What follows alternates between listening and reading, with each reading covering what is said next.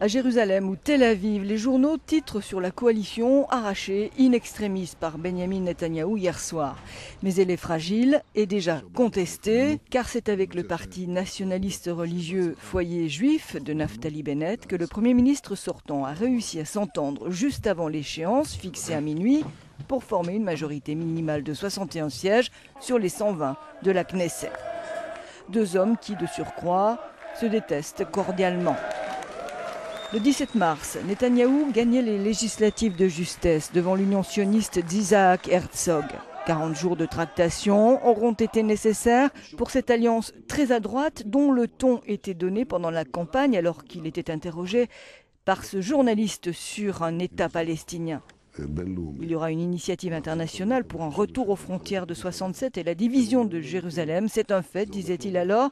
Nous aurons besoin d'un gouvernement fort, d'une coalition nationale dirigée par le Likoud pour repousser ces pressions. Et les pressions ne manqueront pas de s'exercer sur ce gouvernement qui ne tient qu'à un député à un moment critique pour Israël. Les négociations avec l'Iran et la détérioration des liens avec le grand allié américain pèseront sans doute.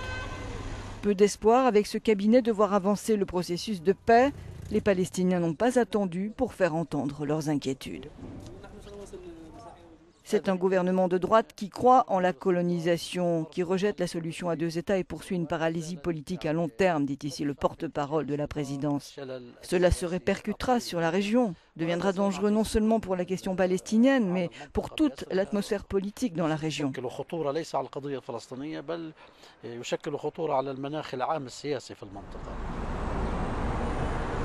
Et comme une confirmation que rien ne changera dans ce processus, Israël vient de donner son feu vert à la construction de 900 logements de colons à Jérusalem-Est, la partie palestinienne de la ville. Ils devraient être construits dans la colonie de Ramat Shlomo, hautement controversée.